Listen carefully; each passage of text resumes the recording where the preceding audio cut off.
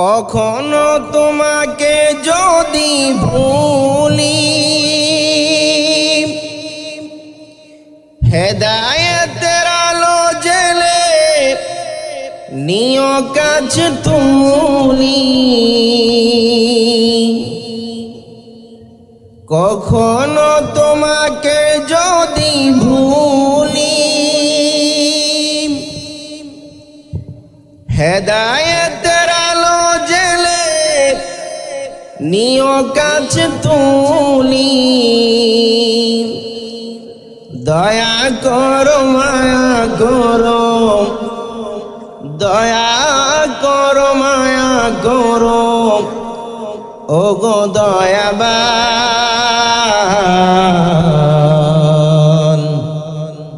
তুমি রহমান, তুমি মেহেরবান, তুমি রহমান, তুমি মেহেরবান। আল্লাহুম্মা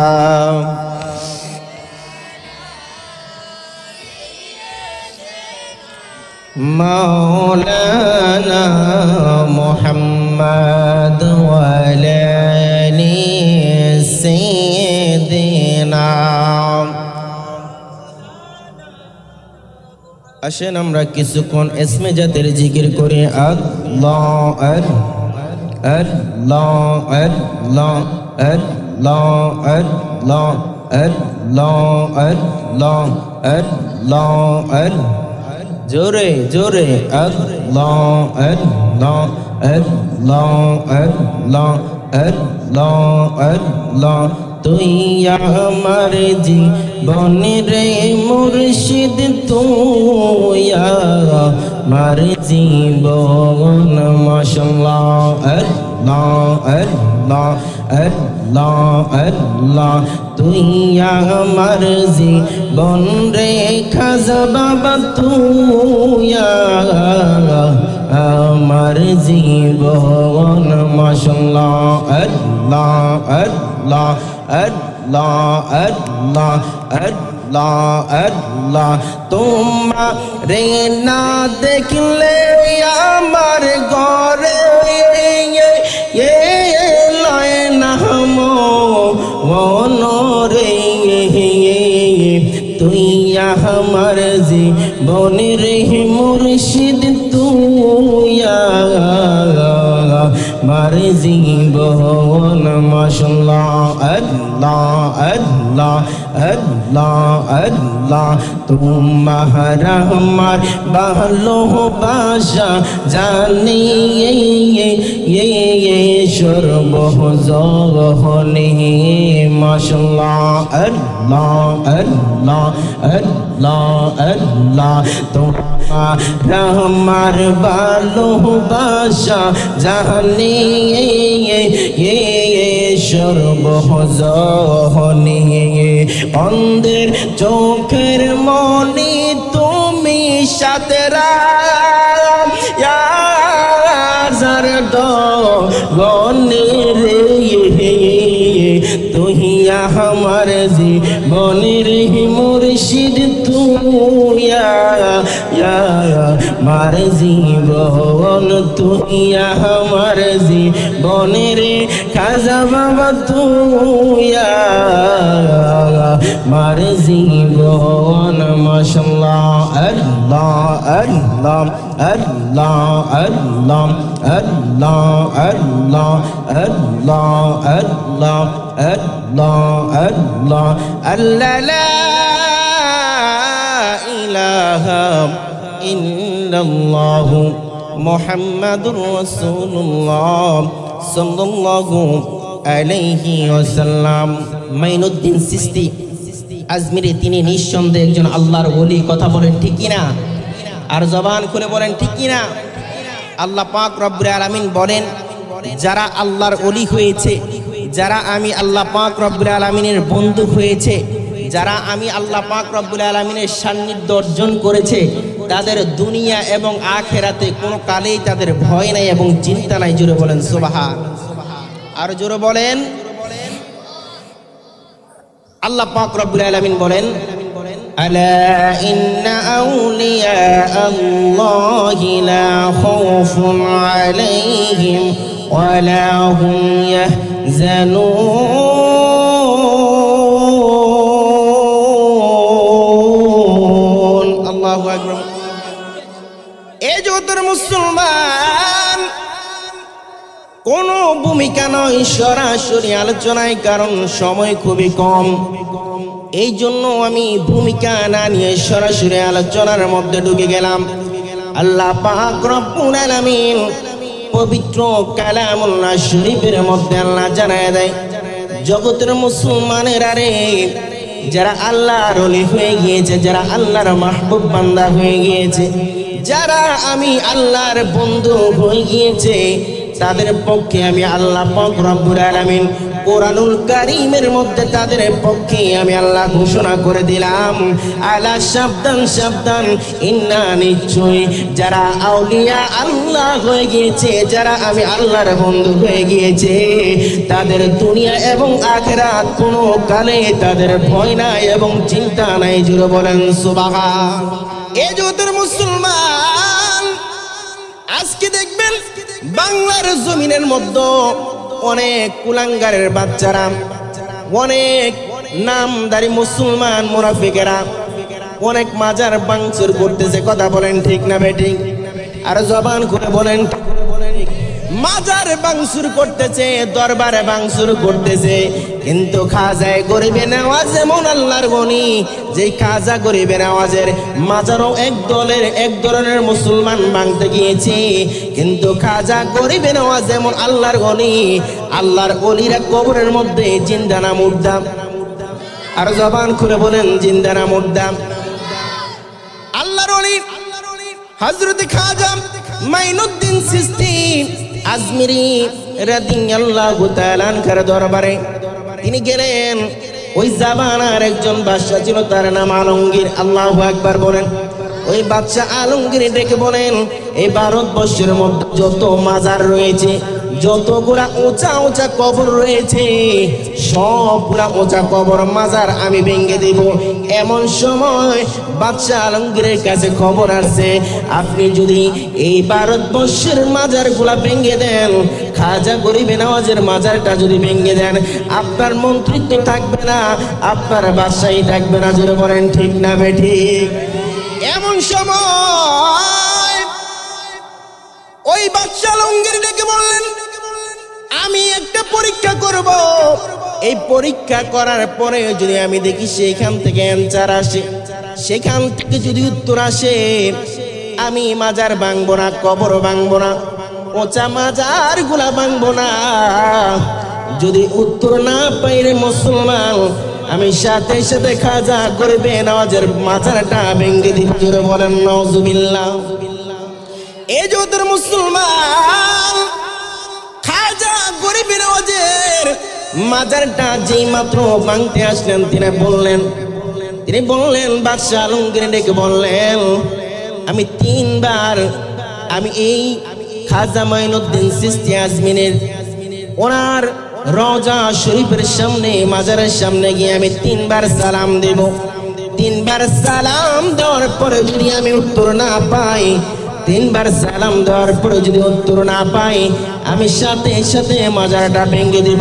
কারণ তোমরা বলেছ উনি আল্লাহর জিন্দা, উনি আল্লাহদের মরণ নাই, তারা কবরের জগতে জীবিত। জোরে জোরে বলেন সুবহান। খাজা গরিবে নওয়াজ আজমিরি মাজারের সামনে যে মাত্র গেলেন, যাওয়ার পরে রে খাজা মাইনুদ্দিন চিশতির রওজার সামনে যাইয়া, মাজারের সামনে যাইয়া বাদশা আলমগীর একবার সালাম দিলেন, আসসালামু আলাইকুম ইয়া ওলি আল্লাহ। সালামের জবাবের কোনো উত্তর আসে নাই। দ্বিতীয়বার সালাম দিলেন, আসসালামু আলাইকুম ইয়া ওলি আল্লাহ। দ্বিতীয়বার কোনো উত্তর আসে নাই। তৃতীয়বার সালাম দিলেন, সালাম দেওয়ার সাথে সাথে যে মাত্র সালাম দিলেন, আসসালামু আলাইকুম ইয়া ওলি আল্লাহ, সাথে সাথে রওজা শরীফ থেকে আওয়াজ এসেছে, ওয়া আলাইকুম সালাম ইয়া বাদশা আলমগীর। জোরে বলেন সুবহান। যেই মাত্র বাদশা আলমগীর জিজ্ঞেস করলেন, খাজা গরিবে নওয়াজ, আমি তিনবার কি জন্য আপনাকে সালাম দেওয়া লাগছে? প্রথমবার সালাম দিলাম, কোনো উত্তর নাই। দ্বিতীয়বার সালাম দিলাম, কোনো উত্তর পাইলাম না। তৃতীয়বার সালাম দিলাম, উত্তর পেলাম। আমি জানতে চাই গো খাজা গরিবে নওয়াজ, দ্বিতীয়বার সালামের উত্তর কেন দিলেন না? প্রথমবার সালামের উত্তর কেন দিলেন না? খাজা গরিবে নওয়াজ আজমিরি সাঞ্জিরি ডেকে বলে, এ বাদশা আলমগীর, আমরা যারা আল্লাহর ওলি রয়েছে, যারা আল্লাহর পাক রব্বুল আলামিনের মনোনীত বান্দা বন্ধু রয়েছি, আমরা সেকেন্ডের মাথায় পৃথিবীর এই জায়গা থেকে ওই জায়গা পর্যন্ত যেতে পারি। জোরে বলেন সুবহান।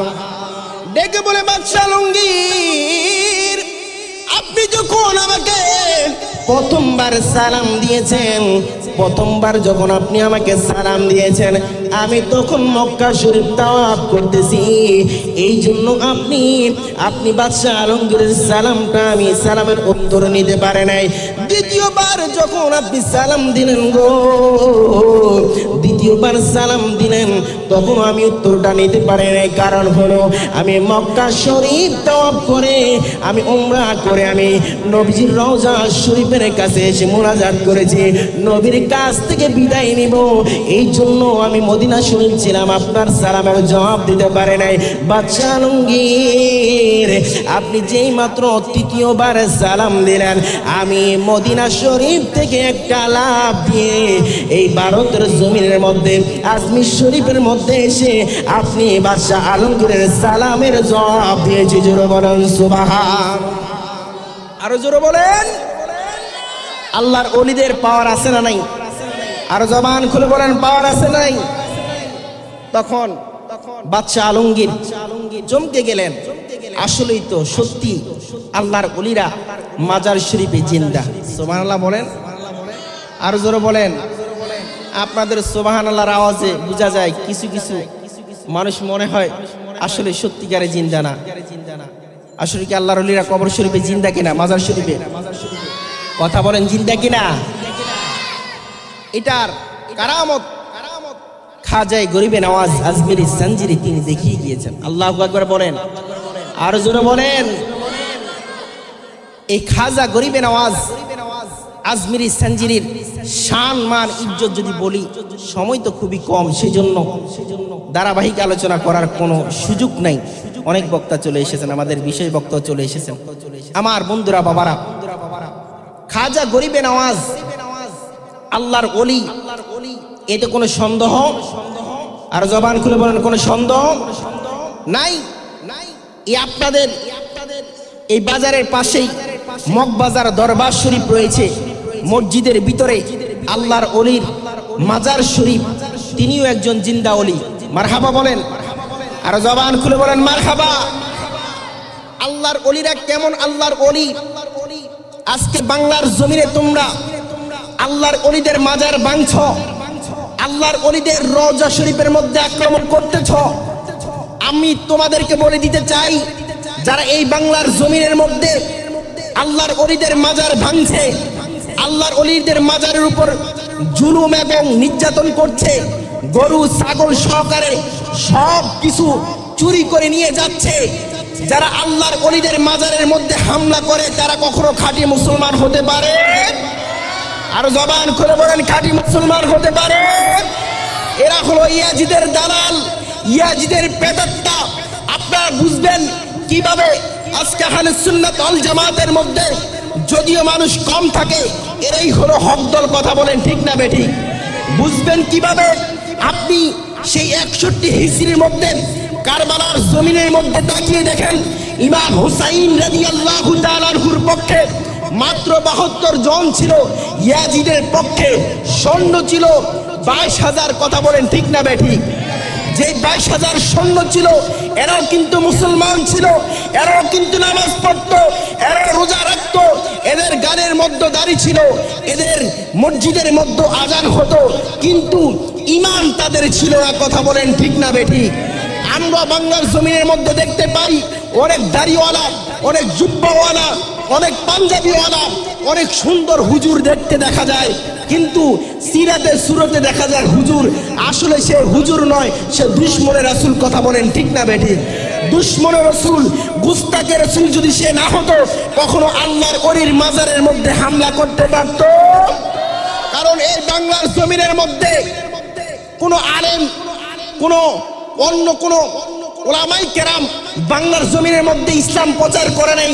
ইসলাম প্রচার করেছে আউলিয়ায়ে কেরাম, ওলি আল্লাহরা। কথা বলেন ঠিক না বেঠিক? আরো জবান খুলে বলেন ঠিক না বেঠিক?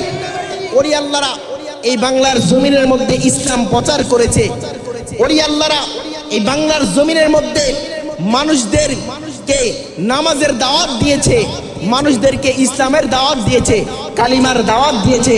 যাদের দ্বারা তুমি মুসলমান হয়েছো, যাদের কারণে তুমি পাঞ্জাবি পরেছো, যাদের কারণে মাথার মধ্যে টুপি লাগিয়েছো, আজকে তাদের মাজার শরীফের মধ্যে তোমরা হামলা করো। এতে বোঝা যায় ওই যে 61 হিজরির মধ্যে হুসাইন রাদিয়াল্লাহু তাআলা আনহুর গলার মধ্যে যারা ছুরি চালিয়েছে, তোমরাই তাদের দোষর। কথা বলেন ঠিক না বেঠিক? আর জবান খুলে বলেন ঠিক না বেঠিক? এতে বিন্দু পরিমাণ কোনো সন্দেহ। এদেরকে সিরাতে দেখবেন হুজুর, শুরুতে দেখবেন অনেক বড় মাওলানা, চেহারা দেখলে মনে হয় কেমন জানি দেখা যায়। চেহারা যতই সুন্দর হোক, নবীর মহাব্বত ভালোবাসা না থাকলে কোনো ব্যক্তির ঈমান ঠিক থাকবে না। কথা বলেন ঠিক না বেঠিক?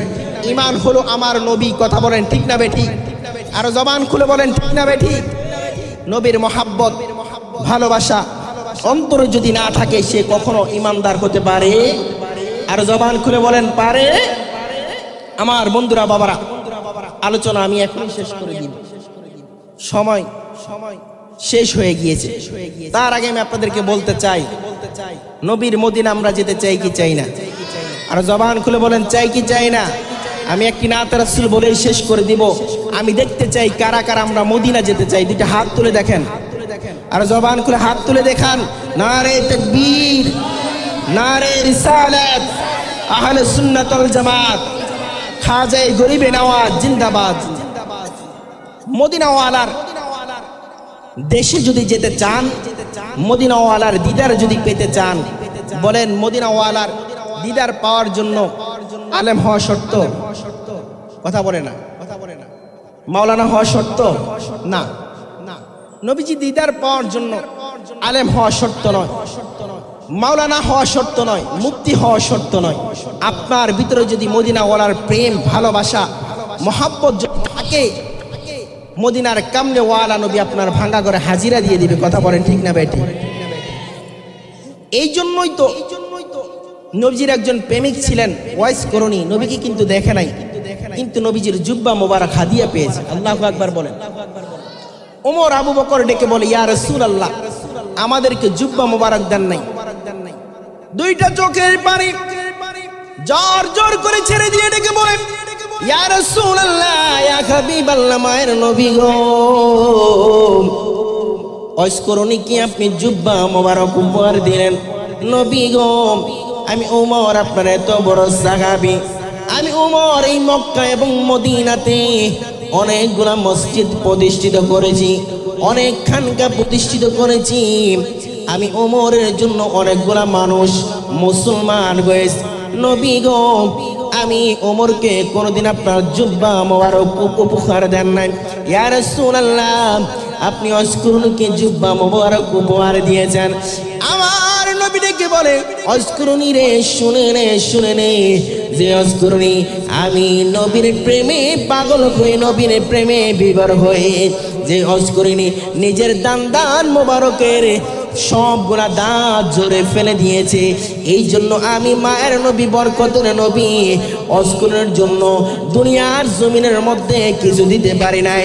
আমি অস্করণীকে আমি নবীর জুব্বা মোবারক উপহার দিয়ে দিলাম। জোরে বলেন সুবহানাল্লাহ। মাদিনা মাদিনা আশিক মুমিনের ঠিকানা, বলেন মাদিনা আশিক মুমিনের ঠিকানা। আই গায়ে দিদার চেয়ে কাঁদো তোমরা, দিদার চেয়ে কাঁদো তোমরা, হও না নবীর দিওয়ানা।